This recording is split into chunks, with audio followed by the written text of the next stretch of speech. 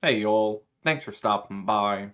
So, Dungeons and Dragons has been a tabletop role playing game for longer than I've been alive. I feel like for most people, when they think or hear the words tabletop role playing game, Dungeons and Dragons is what they first think of, or at least the concept of, figurines on the table, 20-sided dice, roll for initiative, that whole thing. Most regular people will think of Dungeons and Dragons with probably nothing else. Now, you shouldn't take any issue with that. Everybody has to start somewhere. There's lots of editions of Dungeons and Dragons to go through as well. If you want to play with certain rules or if you like certain aspects from the older editions, no one's stopping you from doing that. And it seems Dungeons and Dragons itself, Wizards of the Coast, has admitted this in a recent post. On the 15th of October, the official Dungeons and Dragons account on Twitter posted this artwork with the caption, "In this realm, your story is yours to tell."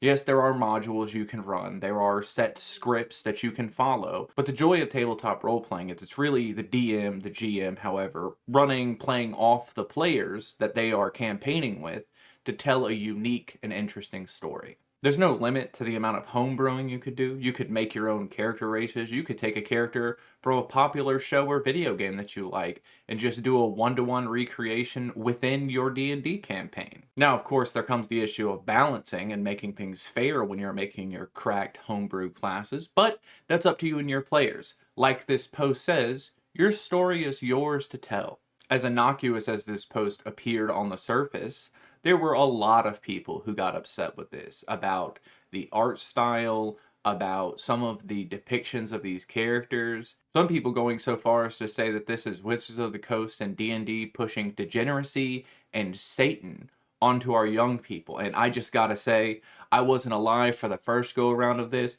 It's so cool to get Satanic Panic back again with Dungeons and Dragons. I was under the impression that it was going to be, the great evil like it was back in the 80s. They're trying to get your kids to summon demons. They're making them worship the occult and look at these dangerous symbols. But now it's just gay people exist, and Wizards of the Coast said, hey, gay people exist. And that means they worship the great Satan now. After all, the art they posted appears to be some sort of parade, pride event, gay marriage, something, I don't know. After all, you have all this confetti on the ground.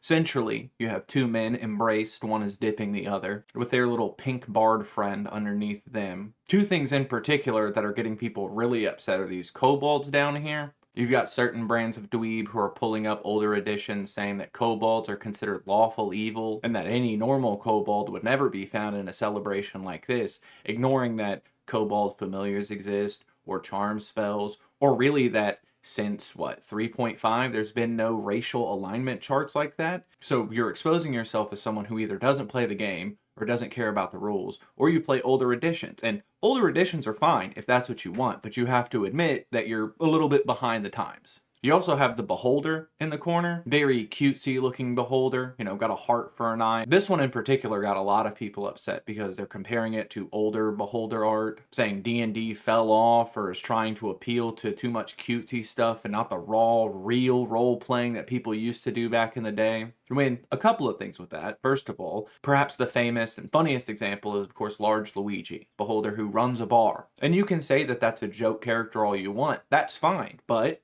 like D&D said, your story is yours to tell. If you want to have a seemingly impossible character run a bar for a gag, or who knows, maybe you want to get really deep and serious about it and write some kind of story about overcoming impossible odds to become a better person on the other side. Like D&D Wizards of the Coast said, your story is yours to tell. Hilarious comment here by The Aurus Press. Why must everything once designed for imaginative young white men have to be overtaken, subverted, feminized, and made gay as hell?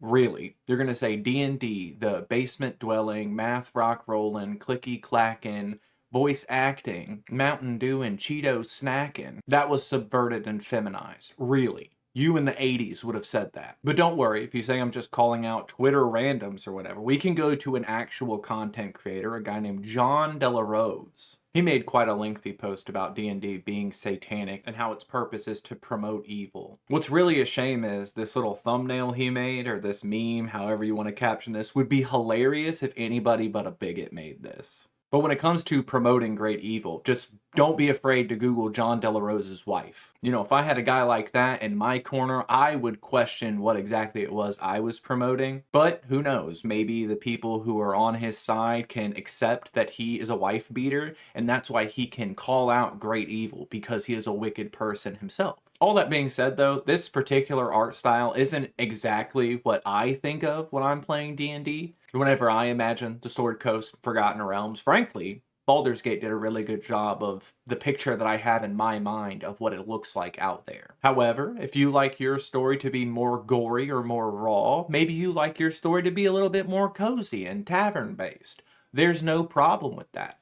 Like Wizards of the Coast said themselves, as I've repeated multiple times in this video, your story is yours to tell. And you should never allow anybody to tell you how to play your tabletop games. If you're a player and you have ideas that are within the realms of reason, but your DM and the player base isn't exactly receptive to what you're saying, you should find a way to play the stories you want to tell. If you're a DM and you have players who are going off the rails and are trying to break the story that you've curated for them, you should find a new group to play with.